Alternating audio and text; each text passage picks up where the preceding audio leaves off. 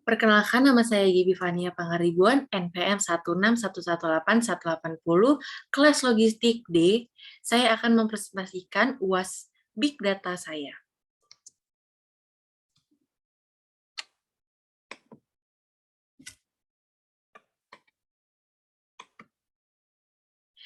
Yang pertama adalah permasalahan apa saja yang sering muncul pada Big Data.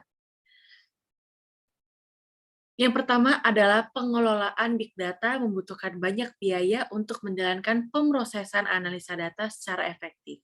Dalam proses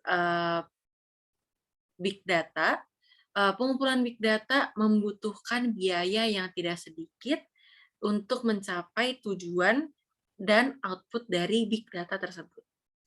Lalu, data bersumber dari berbagai sumber yang berbeda dan platform yang berbeda. Namun, data yang diterima tersimpan berdasarkan jenis dan asal dari sumber itu sendiri dan menimbulkan kesenjangan saat proses pengambilan dan analisa data. Yang ketiga adalah ketidakpastian data, manajemen landscape. Lalu, keamanan dan privasi data yang melibatkan potensi resiko yang menyangkut kepada privasi dan keamanan data. Pada Big Data, keamanan dan privasi data masih terhubung pada resiko-resiko yang menyangkut pada keamanan data perusahaan atau organisasi. Selanjutnya, penyimpanan dan kualitas data. Pilihan untuk menyimpan data umumnya digunakan untuk mengumpulkan dan menyimpan data terstruktur dan data tidak terstruktur dalam jumlah yang sangat besar dalam format aslinya. Data yang hilang, data duplikat, semuanya menghasilkan tentang kualitas data itu sendiri. Selanjutnya, perbedaan antara analisis dan analitik. Analisis merupakan perlakuan pembagian data dalam masing-masing data untuk mempermudah analisis. Dengan mempermudah dan mempelajari eksplorasi data secara individual dan menemukan korelasi dengan data yang lain. Lalu, analisis melakukan pengamatan dari sesuatu hal yang telah terjadi sebelumnya dengan menggunakan metode bagaimana atau how dan mengapa atau why dari data yang telah terjadi di masa lampau. Berarti, analisis itu merupakan pembahasan mengenai how dan why yang terjadi di masa lampau dan melakukan dan mempelajari dan eksplorasi data itu sendiri. Lalu, analitik adalah lebih kecondong kepada masa depan dengan melakukan eksplorasi kemungkinan-kemungkinan atau potensial-potensial hal yang mungkin terjadi di masa depan untuk memahami dan memantau pola-pola dan eksplorasi yang akan dilakukan di masa depan. Selanjutnya, analytics ini dibagi menjadi kualitatif dan kuantitatif. Yang kualitatif itu menggunakan intuisi dan pengalaman. Yang kuantitatif, penggabungan formula dan algoritma yang didapatkan dari analisis. Contohnya saat penjual ingin menjual barang seperti baju, dia harus menggunakan intuisinya untuk menentukan barang apa, fashion apa yang ingin dia jual. Itu merupakan kualitatif analitik.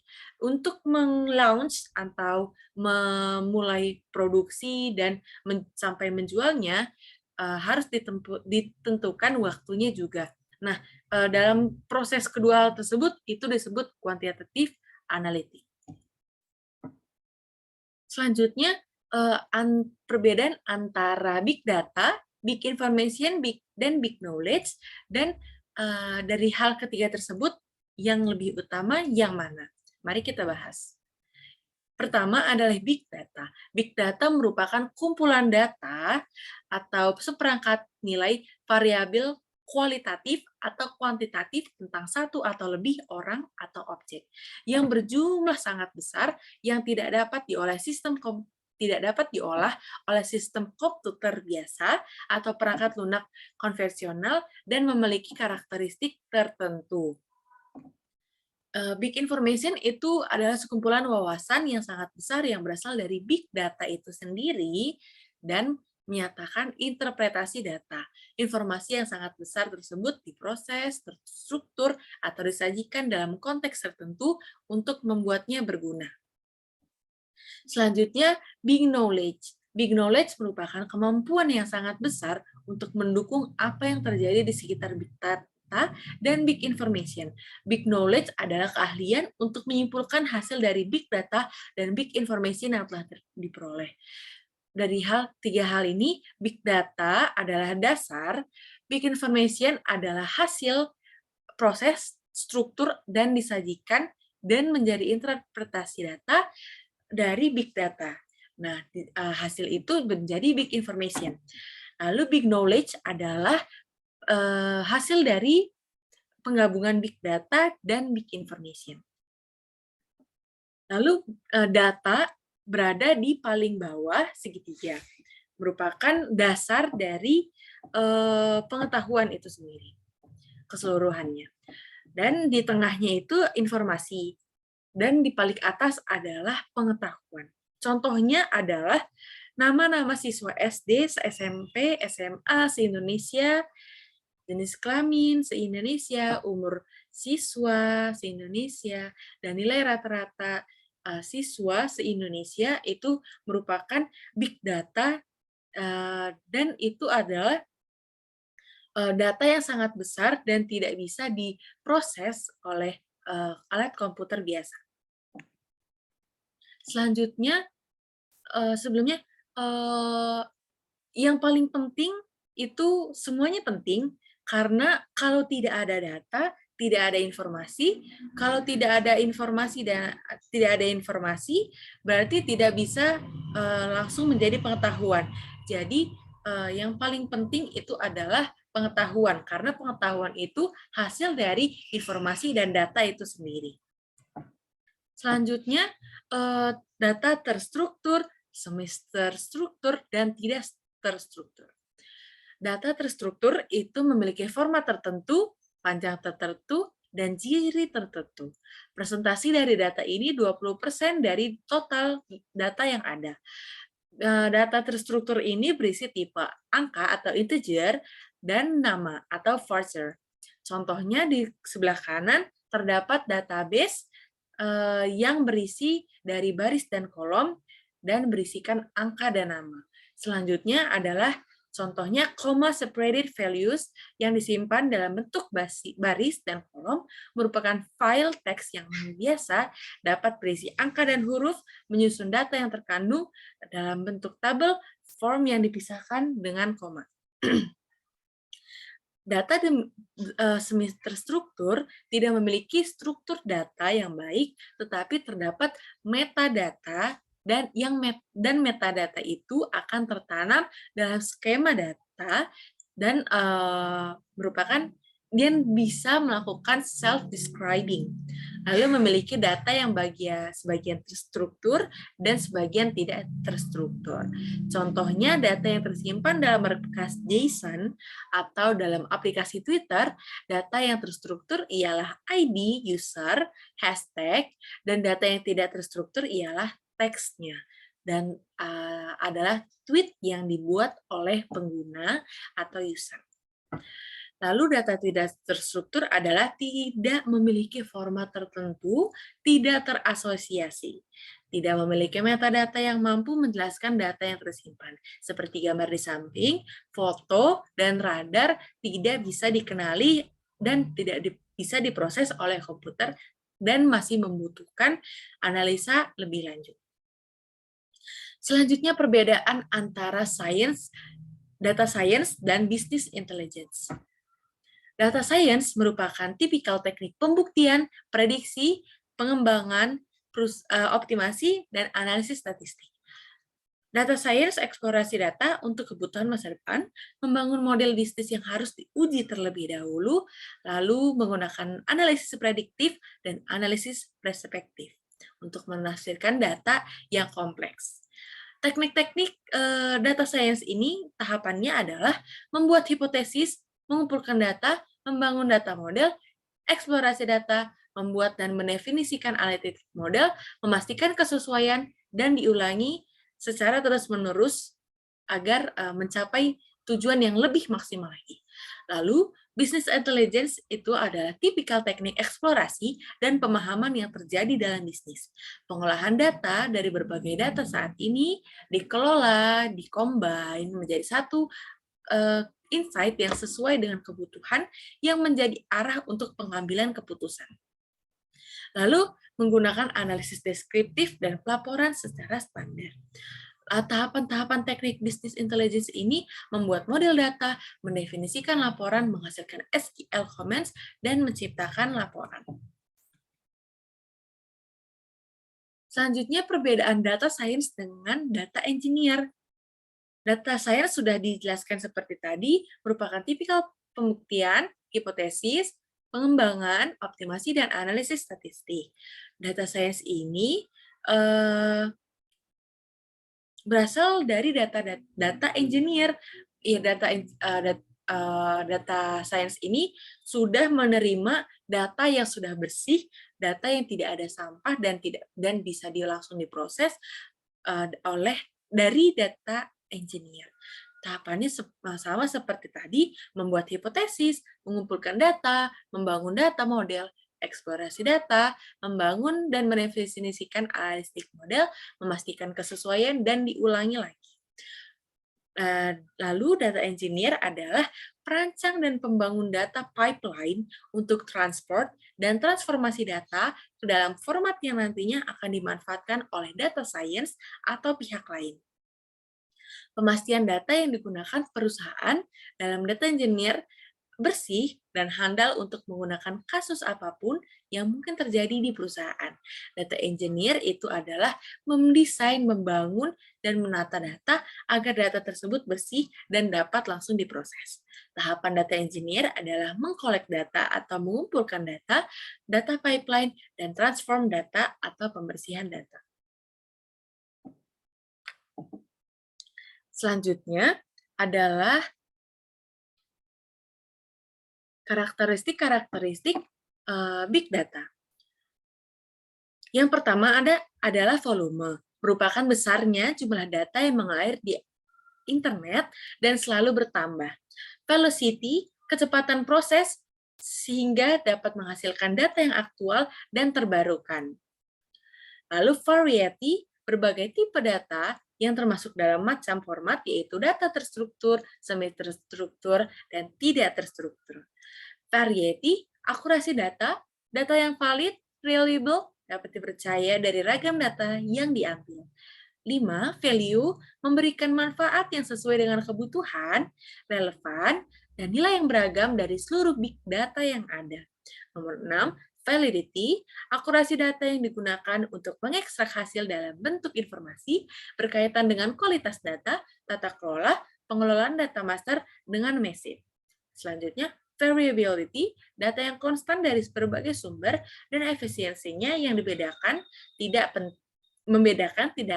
data tidak penting yang berjumlah banyak atau data yang penting berkaitan dengan perubahan data selama proses dan life cycle-nya. Selanjutnya, venue adalah macam jenis data yang berasal dari berbagai platform sesuai sistem cloud pribadi dan public. Selanjutnya, vocabulary, model data yang menggambarkan struktur data. Selanjutnya, vagueness, ketidakjelasan atau teka-teki yang menyangkut kenyataan terhadap teknik meaning, big data, dan tools yang digunakan. Selanjutnya adalah ilustrasi HDFS. Data di Hadoop disimpan di dalam cluster. Dari banyaknya data untuk memparalelkan, maka data tersebut dibagi menjadi beberapa data node. Dan otaknya adalah name node yang pada masing-masing klasternya di dalam data node. Name node mengeksekusi perintah namespace seperti membuka, menutup, dan merubah nama-nama directory file, dan menentukan pemetaan blok pada data node, dan merubah nama dari data node, dan bertanggung jawab atas pemerintahan hak akses, dan data node melakukan pembuatan penghapusan dan replikasi blok berdasarkan perintah dari name node-nya. Berarti name node adalah otak dari beberapa data node, dan dari name node itu membagikan data-data ke tiap data node yang ada. Selanjutnya, fungsi-fungsi MapReduce ini contohnya adalah terdapat input files, ada apple, orange, mango, orange, grapes, plum. Data di input files masih belum terbaca, belum bisa diproses, maka dari itu masih data yang masih mentah. Lalu dibagi per barisnya. Ada 2 data, ada 2 input, dan dalam satu input ada 2 baris. Maka lanjut dijelaskan, dibagikan ke tiap barisnya. Di baris pertama ada tiap barisnya ada 3 buah atau 3 kata. Lalu ke sampingnya map key value splitting, dalam satu baris dihitung dalam satu katanya itu ada 1, atau dalam satu buahnya seperti apple ada 1, orange ada 1, mango ada 1, sampai bawah apple ada 1, apple ada 1, plum ada 1. Berarti dari semua keseluruhan kata atau dari semua input files yang ada itu dibagikan menjadi satu-satu, dirincikan satu-satu. Selanjutnya di sort dan shuffle di bagian sini. Di bagian sini itu sudah terbagi per kategori, sudah terbagi per kategori tapi belum terjumlahkan. Nah, selanjutnya di perjumlahannya ini di reduce key value pairs ini sudah dijumlahkan tetapi seluruh input files belum digabungkan. Dan final output-nya seperti ini, data sudah terkategori, sudah tersortir, dan sudah menjadi data yang bisa dijelaskan, telah melewati proses, dan bisa diinterpretasikan. Selanjutnya, nomor 10.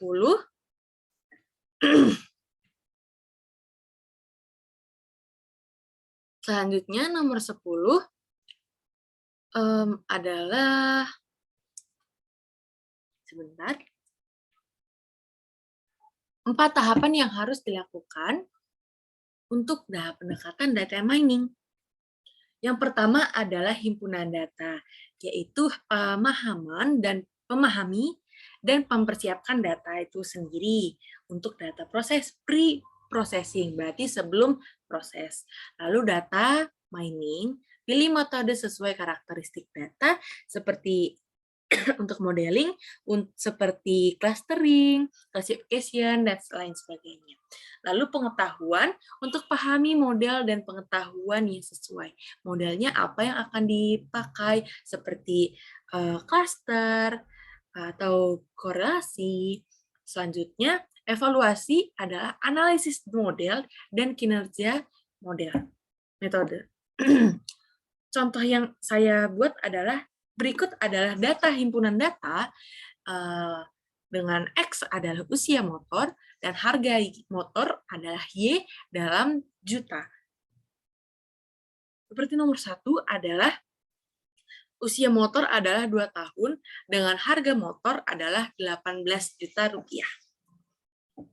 Lalu data dimasukkan ke Excel, lalu memilih data analisis, memilih regression, lalu input X dan Y, lalu klik OK.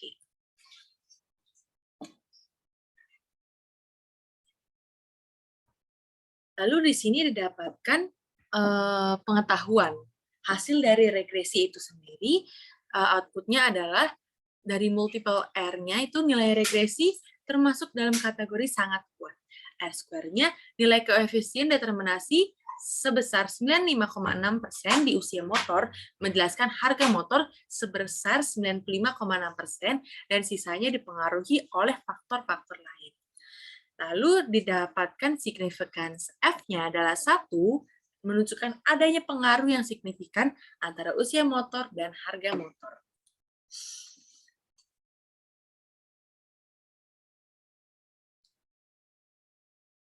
Selanjutnya di sini sudah ke bagian evaluasi, di mana XY adalah min 1,947X plus 22,18 yang artinya harga motor dipengaruhi oleh usia motor. Dengan setiap kenaikan usia motor sebesar satu satuan, maka dapat menurunkan harga motor sebesar 1,947.